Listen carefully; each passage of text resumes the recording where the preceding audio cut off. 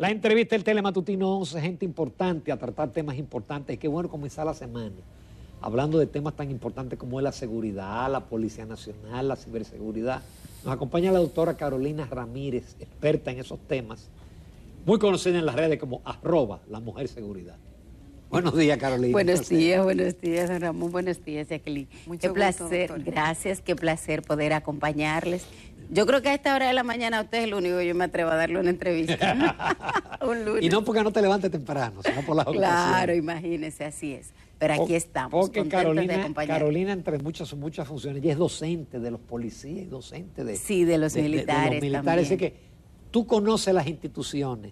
Sí, desde eso dentro. Eso te da una ventaja. Por supuesto que sí. Y en la condición de maestro, hay incluso el personal hasta se relaja un poco más, confía un poco más, y uno aprende de lo que realmente no se dice a veces en la calle, de lo que pasa dentro de nuestros cuerpos policiales y militares.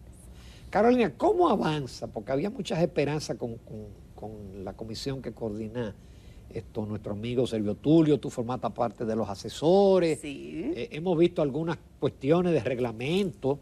Hemos visto también en los últimos tiempos, y me entero por ti, de mujeres que la ascienden a coronela y ya están en posiciones de importancia en la Policía Nacional. De eso vamos a hablar, pero ¿cómo marcha eso? Bueno, está avanzando la reforma policial. Recordemos que la reforma policial es parte de los 4 pilares de la estrategia de seguridad ciudadana Mi País Tranquilo. Es Mi País Seguro, porque usted sabe que le viven cambiando los nombres. Este se llama Mi País. Me encanta eso. Sí, claro. Sí. Hemos tenido Barrio Seguro, Vivir Tranquilo, ahora es Mi País Seguro. Entonces hay 4 elementos. Hay uno de ellos que tiene que ver con la regularización de las motocicletas. La viceministra Ángela Jaques decía esta semana en el Encuentro de Seguridad Ciudadana y Municipios que ya hay más de 500,000 motocicletas que han sido regularizadas en todo el país. Eso importa mucho. Claro que sí, por supuesto, porque nosotros teníamos una alta cantidad de motoristas que no había manera de identificar el motor ni la persona. Recordemos que más del 60% de los hechos delictivos de delincuencia común en la calle involucran una motocicleta. Entonces, una motocicleta sin placa. Sí, por supuesto. Aunque en el caso de República Dominicana el sicariato es mucho menor. De hecho, ni siquiera está contemplado en nuestra estructura de delincuencia común, sino como parte del crimen organizado.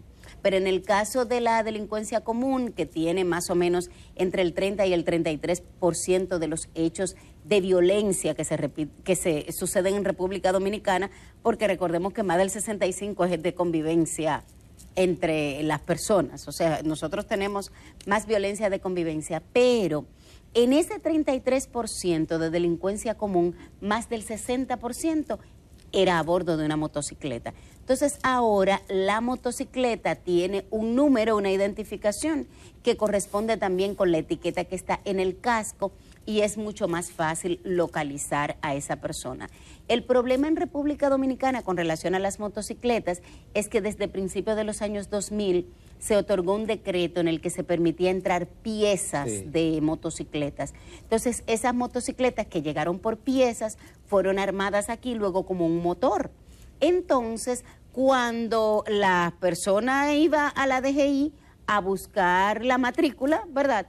La DGI le decía, pero dame el manifiesto en el que entró ese vehículo de aduanas.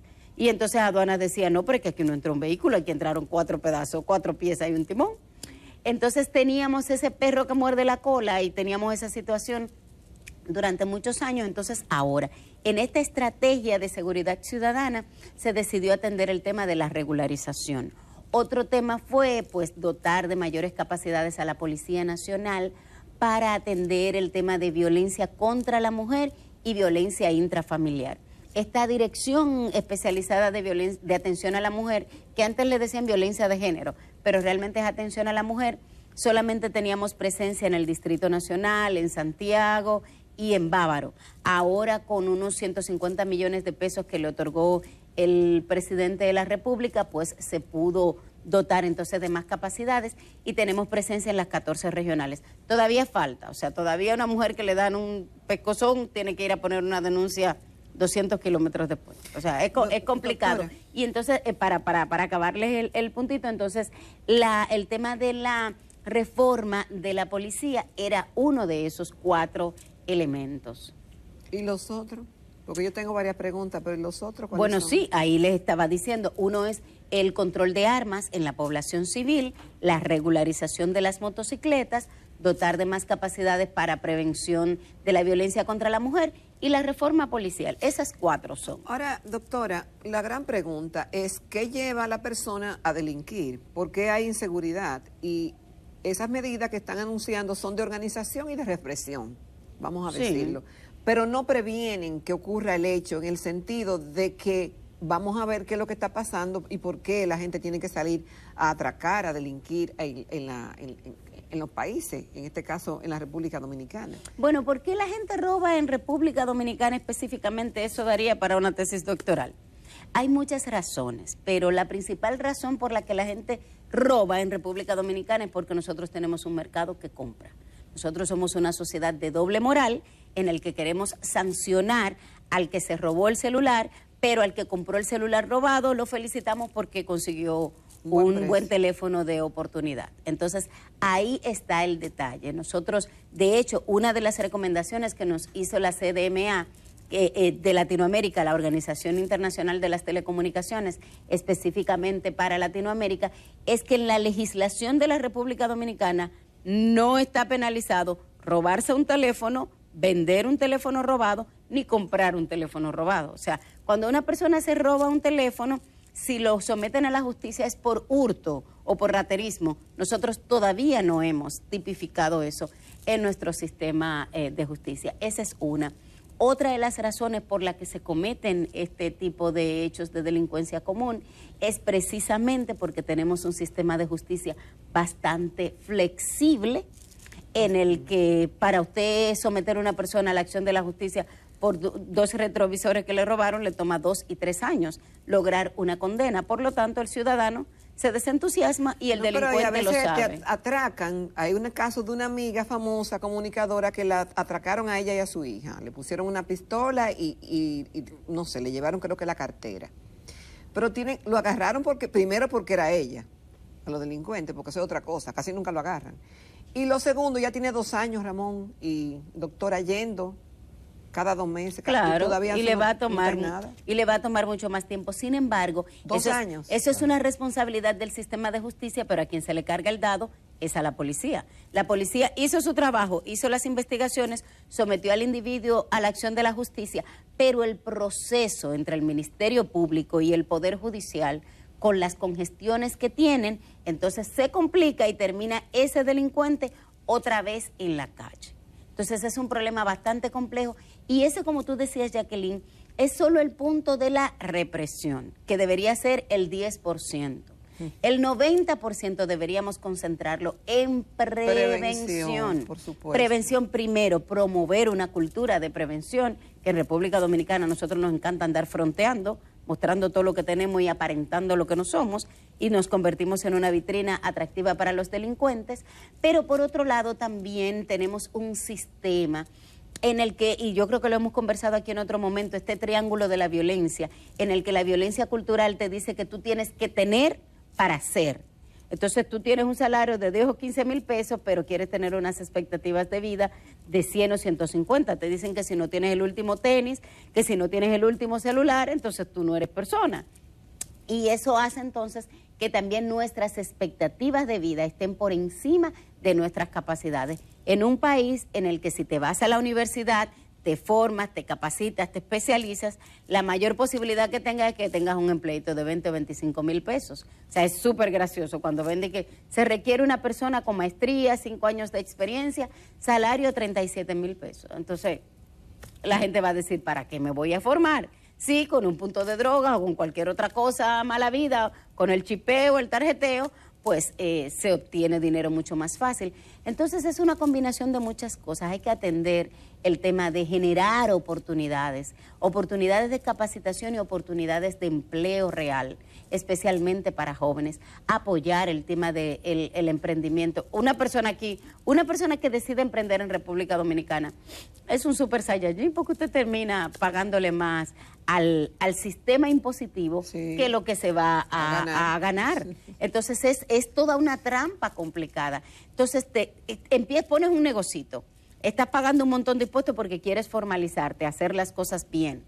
Entonces después te roban.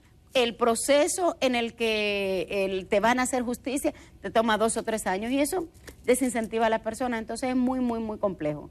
Y al final, en el caso de la policía, termina siendo el sándwich del pan, porque tenemos una sociedad con unas expectativas muy altas, con funciones que ni siquiera le corresponden a la policía, como lo que tú planteabas, de ese proceso judicial de esa persona que hace 2 años ya la policía terminó su investigación, sin embargo no se ha hecho justicia, pero por otro lado, como sociedad también le exigimos mucho a una policía a la que no le damos los recursos suficientes. Yo quería caer ahí, porque tú estuviste en un programa donde hubo un debate sobre ese tema, de que si se le había dado, se le está dando lo suficiente a la Policía Nacional, y tú eres testigo de excepción.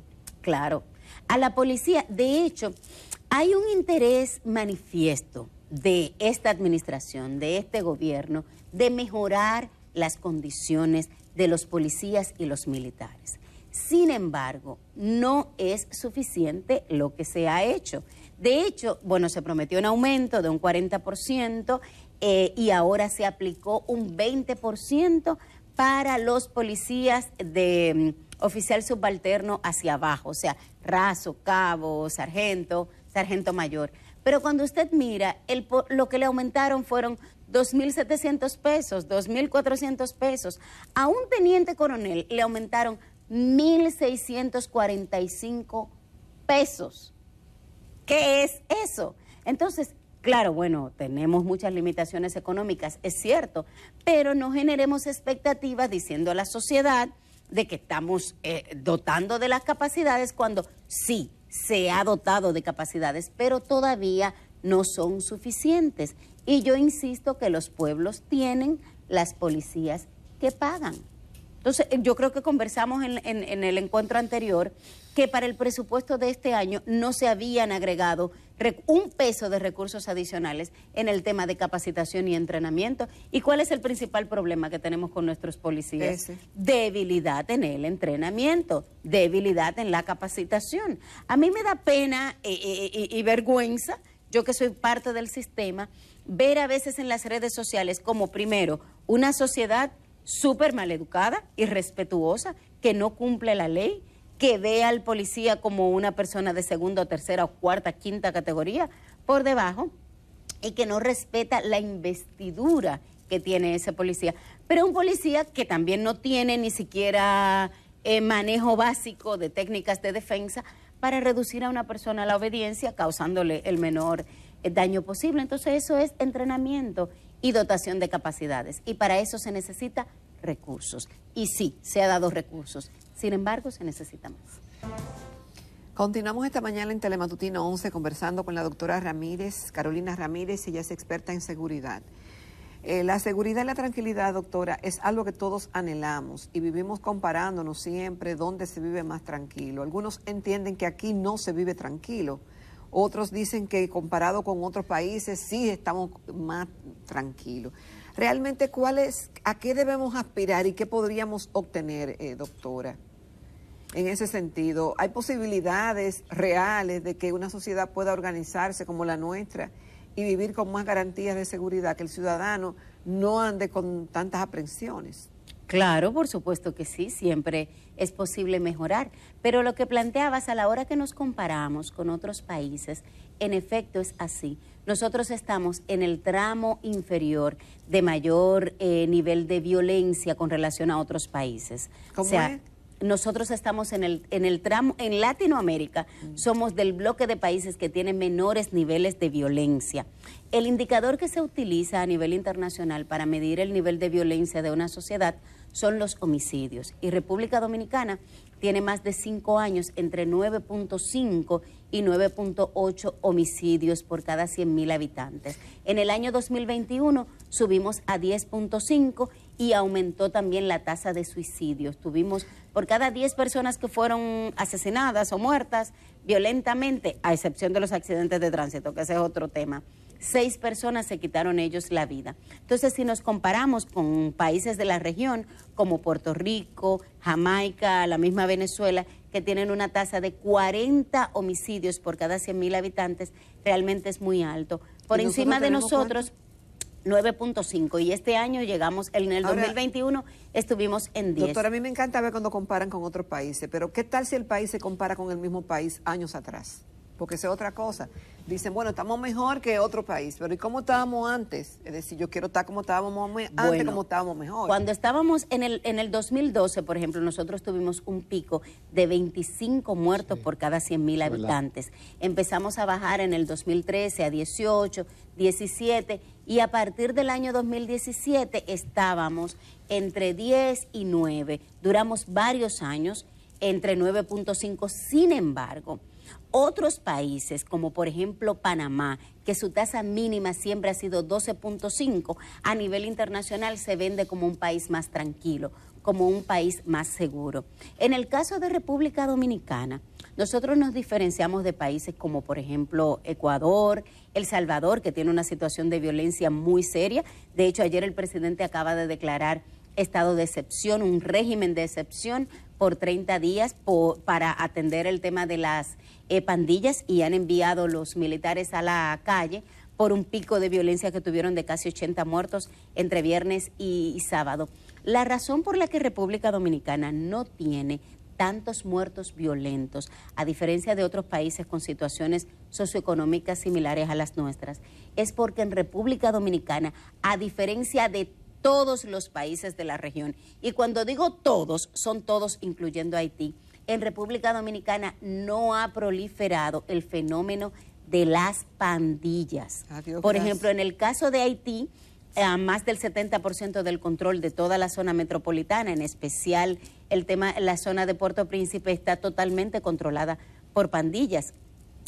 Cerquitita de nosotros, en Puerto Rico, también hay serios problemas de pandillas. En Panamá, El Salvador. Nosotros tenemos pandilla, pero son pandillitas, no con las características, por ejemplo, como la Mara Salvatrucha o como el M18. Y aquí en República Dominicana, el tema que de hecho entre el año 2000 y el 2004 salieron que los trinitarios, los sangre, los no sé qué cosa, y de hecho han proliferado más fuera del país, tanto en Estados Unidos como en España, que en República Dominicana. Por un lado, nosotros como país tenemos 2 mecanismos de control social. Sí, tenemos el mecanismo de control social duro o formal, que son nuestras fuerzas de seguridad, y en verdad, mal que bien, realmente no han dejado que se prolifere. A pesar de todas las debilidades que tenemos como en las instituciones, de todos modos no han permitido la proliferación, pero todavía, en el caso de la República Dominicana, hay un control social informal. Todavía es mal visto ser miembro de una pandilla en el barrio, en la comunidad. O sea, usted vende droga, usted es chipero y está muy bien. Pero a la hora que usted dice que usted es miembro de una pandilla y que tiene que completar esos procedimientos para ser parte de esos grupos, todavía hay una reticencia. Y los grupos sociales, en las mismas iglesias, la organización comunitaria, de una u otra manera, a veces hasta sin quererlo, han ayudado. Entonces, la razón por la que República Dominicana no tiene esos niveles de violencia es precisamente porque no tenemos un crimen organizado violento. El crimen organizado aquí no le interesa muertos porque le daña su negocio. Y por otro lado, no tenemos ese problema de las pandillas. Parecería que aquí el problema es el raterismo, el asalto en la calle, claro que sí. Ese tipo de Nosotros cosas. Aquí tenemos, por un lado, la violencia social que la generamos nosotros mismos. Somos una sociedad altamente violenta, nos matamos por un parqueo, nos matamos por un rayón, por un vecino que puso la música alta, y respetamos la ley, y por eso también somos un poco más violentos. Y esta delincuencia común, que es un 30 a un 33%, genera una percepción de inseguridad que a veces llega hasta el 84%. Recordemos que la seguridad no solamente se mide con la cantidad de delitos que hay, son 4 puntos. La cantidad de delitos reales, o sea, cuántos celulares se robaron en este mes, la percepción, cómo las personas se sienten con relación a esa cantidad de celulares que se robaron, cuántas veces lo repiten en las redes sociales y nosotros creemos que pasó otra vez. El tercer punto es la revictimización institucional. Todo el trabajo que tengo que pasar cuando tengo que ir a poner una denuncia o seguir un caso en el Ministerio Público para que el fiscal me haga caso, para que el juez dé la orden de arresto. Y el cuarto es, ¿qué tanto nos cuesta a nosotros como sociedad esa falta de esos niveles de seguridad que deberíamos tener? O sea, ¿cuánto estamos gastando en un guardián de seguridad, en cámara, en alarma? ¿Cuánto estamos dejando de salir, por ejemplo, de noche? Las cosas que dejamos de hacer o lo que nos cuesta a nosotros invertir para proveernos una pseudo seguridad que debería proveernos el gobierno. Entonces, esos 4 elementos hay que medirlos a la hora de determinar el nivel de seguridad de una sociedad. Y en el caso de República Dominicana, por supuesto que gana la percepción. Hay un tema que nunca hemos tratado, pero que también tú eres especialista, y es un tema que está muy de moda, que es el tema de la ciberseguridad, no solamente en el sistema financiero, en las instituciones públicas y privadas por el peligro de los ciberataques y todo eso. ¿Cómo está el país en materia de ciberseguridad? República Dominicana está bastante bien, siempre podemos mejorar, pero cuando nos comparamos con los demás países de la región, de hecho somos uno de los 16 países que ya hace 4 o 5 años, en el 2018-19, tenemos nuestra estrategia nacional de ciberseguridad. Imagínate. Nosotros tenemos un Centro Nacional de Ciberseguridad. ¿Y te hace algo? Por supuesto. ¿Cuántas transacciones electrónicas tú has hecho bancarias en el último mes a través de tu teléfono? Muchas. ¿Cuántos mensajes has enviado de cosas importantes? ¿Has enviado por casualidad copia de tu cédula o de tu tarjeta de crédito? ¿O recibiste los certificados, no sé, de los exámenes que te hiciste en el laboratorio de salud? Todo eso sucede porque nosotros tenemos una infraestructura de ciberseguridad bastante robusta. De hecho, la economía dominicana en el tiempo de la pandemia, más de un 60% se tuvo que ir a la virtualidad. Y República Dominicana no tuvo complicación en ese sentido. ¿Por qué? Porque ya teníamos una infraestructura robusta.